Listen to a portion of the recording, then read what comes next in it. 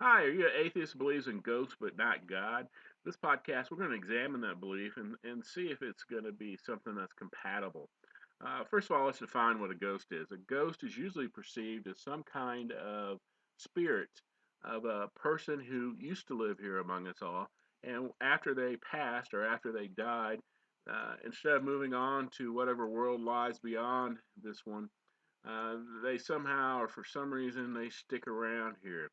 Oftentimes they'll manifest themselves through sight. In other words, we'll see them. Could be by sound. We'll hear them. Uh, or maybe some people even said that they've been able to smell a ghost, and most of the time it's some kind of odor, such as flowers or something worse. And then there's always the touch. Some people said, "No, I've been touched. I know the ghost is here because I felt them touch my arm," something along those lines.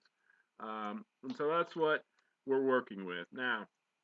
If we were to gather a bunch of atheist scientists together in a room and ask them, "Do you believe that ghosts exist?" And we're pretty much going to give the same answer.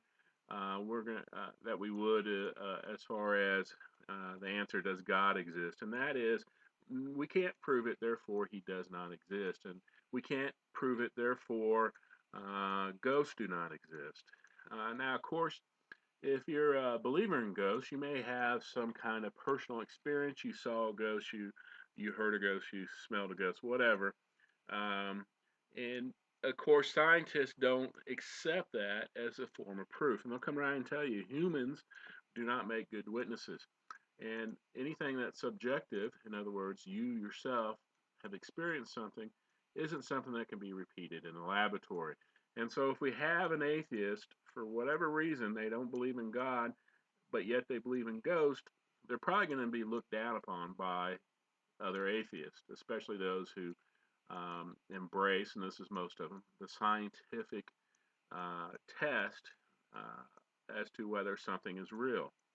Well, I'm going to tell you right now that uh, you're probably not going to win this battle if you're a believer in ghosts. You can't go to the atheists, you can't go to the scientists and convince them that that's the way it is, that you've heard this ghost, you've seen this ghost yourself, experienced it, and therefore there's a ghost world out there.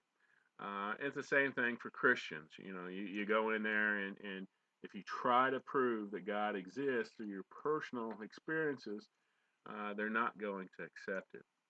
Now, I will tell you, if you do believe in ghosts and you are an atheist, you probably should re-examine this belief.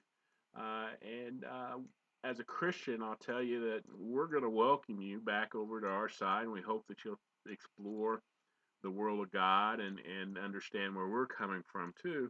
That we have our own experiences, we have our own beliefs um, that go back many, many thousands of years based on many people's experiences and witnesses.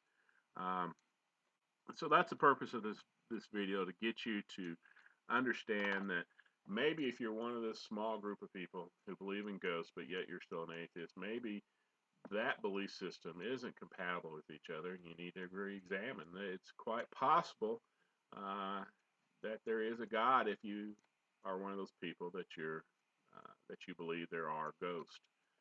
In fact, I'll tell you this: the Bible, the Christian Bible, does not preclude this idea there are ghosts. It's ghosts are mentioned in the Bible, um, and so that's something for you to talk about there.